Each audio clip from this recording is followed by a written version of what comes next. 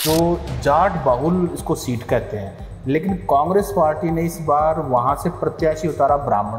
उस आधार पर प्रत्याशी उतारा। हमारा जो प्रत्याशी है वो एक ऐसा प्रत्याशी है जिसका पूरी बीजेपी मिलकर के भी उसकी कोई काट नहीं ढूंढ पा रही है। यानी कि आप कह रहे हो कि आप हुड्डा परिवार के साथ हो, आपके दादाजी के टाइम से एक तरह से परिवार साथ है। बिल्कुल जी, सही कारण है जी। लोगों के दिमाग में मोदी फैक्टर घुस गया, ठीक है। हाँ, और वो था कुछ नहीं। नमस्कार, मेरा नाम है सत्सिंह, हरियाणा फाइल्स में आपका स्वागत है। आज हम बात करेंगे सोनीपत लोकसभा की। 25 तारीख को मतदान है पूरे हरियाणा में, छठे फेज़ में। तो सोनीपत लोकसभा के अंदरूनी समीकरण जो हैं वो क्या हैं, उनके बारे में जानकारी लेने के लिए मेरे साथ है राहुल दहिया। राहुल जी, आपका स्वागत है। धन्यवाद सत्सिंह। अच्छा, ये बताइए कि 2019 में कांग्रेस पार्टी की सीटें आई 0, बीजेपी की आई 10। इस लोकसभा चुनाव में ऐसा क्या होगा कि कांग्रेस पार्टी सोच रही है कि वो दोबारा से आ जाएगी, रिवाइव कर जाएगी? क्या कोई होप है? वो पूरा है कि पूरे हरियाणा में अब हुड्डा साहब घूमने लग रहे हैं। लोगों का हुजूम लाखों की संख्या में, हर जगह जहाँ भी जिस भी रैली में, जिस भी जनसभा में जाते हैं, लोग उनसे पर्सनली मिलते भी हैं और बताते भी हैं, चाहे वो शहरी लोग हों या ग्रामीण लोग हों। आपका गांव कौन सा है, कौन सा लोकसभा में पड़ता है? मेरा गांव सोनीपत लोकसभा क्षेत्र में है और खरखोदा हल्के में है। गांव का नाम? मेरा गांव का नाम है बिदलान। बिदलान। हाँ। तो वहाँ सारे मतलब दहिया गोत्र का गांव है। हमारे 40-45 गांव इकट्ठे ही हैं सारे जी। तो सोनीपत लोकसभा की बात करें तो सोनीपत लोकसभा में एक बहुत बड़ा ऐसा चंक है जो जाट बाहुल इसको सीट कहते हैं, लेकिन कांग्रेस पार्टी ने इस बार वहां से प्रत्याशी उतारा ब्राह्मण। इसके पीछे क्या कारण है? क्योंकि आप कांग्रेस से संबंध रखते हो और मैंने कई बार आपको भूपेंद्र सिंह हुड्डा और दीपेंद्र सिंह हुड्डा के नज़दीक देखा है, बहुत अंदर ड्राइंग रूम के बंदे हो। तो अगर हमें कुछ बता सकते हो आप। पहली बात तो मैं चौधरी भूपेंद्र सिंह हुड्डा का और भाई दीपेंद्र सिंह हुड्डा का वर्कर हूँ, उनका सिपाही हूँ जी। और आज से नहीं है कि मैं 2003 से जब मेरा मुजरा डेवली आई थी तो हुड्डा साहब ने बहुत पैदल यात्राएं की थी, मैं उस यात्रा से ही साथ हूँ। और मेरे दादाजी फ्रीडम फाइटर थे, स्वतंत्रता सेनानी थे। उन्होंने 3 जड़ें काटी, 3 आज पाकिस्तान में, 6 जड़ें काटी, 3 आज पाकिस्तान के अंदर है, 3 हिंदुस्तान के अंदर है। चौधरी रणबीर सिंह के साथ वो मुल्तान जेल में भी रहे, लाहौर जेल में भी रहे, अम्बाड़ा जेल में भी रहे। यानी कि आप कह रहे हो कि आप हुड्डा परिवार के साथ हो, आपके दादाजी के टाइम से एक तरह से परिवार साथ है। बिल्कुल जी।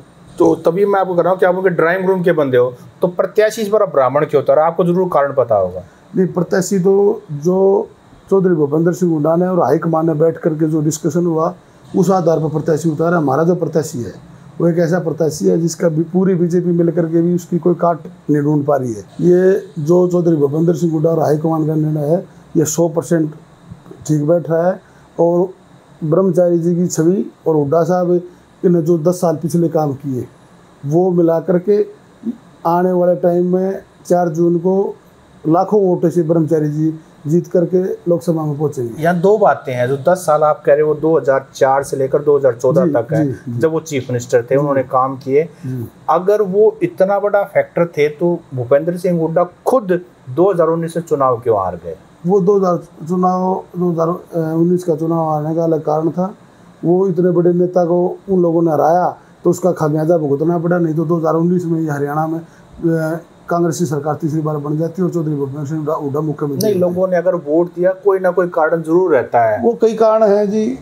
लोगों के दिमाग में मोदी फैक्टर घुस गया, ठीक है। हाँ, और वो था कुछ नहीं, वो था जुमला था 15 लाख वाला। अच्छा, मुझे बताओ सोनीपत लोकसभा में ऐसी कौन कौन सी बातें हैं जिसमें सतपाल ब्रह्मचारी भारी पड़ता है और बीजेपी का कैंडिडेट मोहनलाल बडोली कमजोर पड़ता है?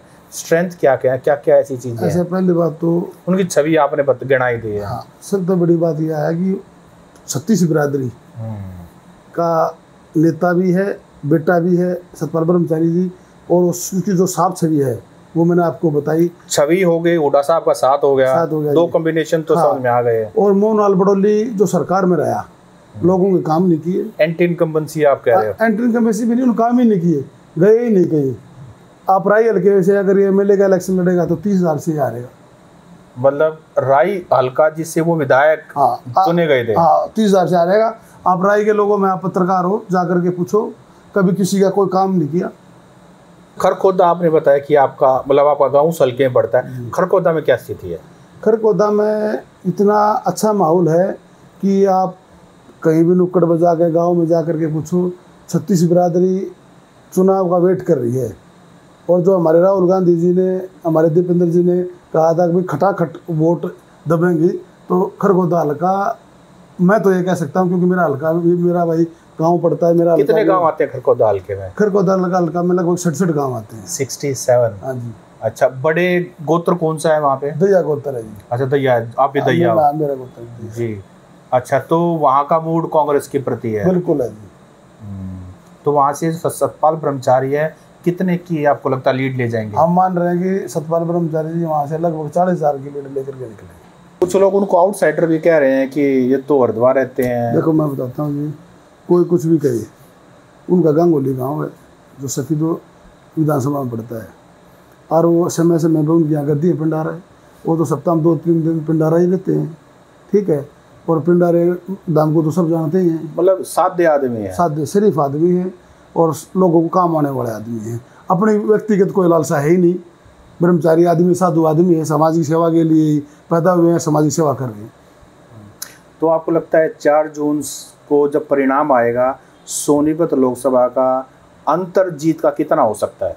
लाखों की संख्या में। लाख से ऊपर होगा? हाँ जी, लाखों से भी नहीं, 2 लाख भी हो सकता है, 2.5 लाख भी हो सकता है। इतना बड़ा अंतर है? जी बिल्कुल।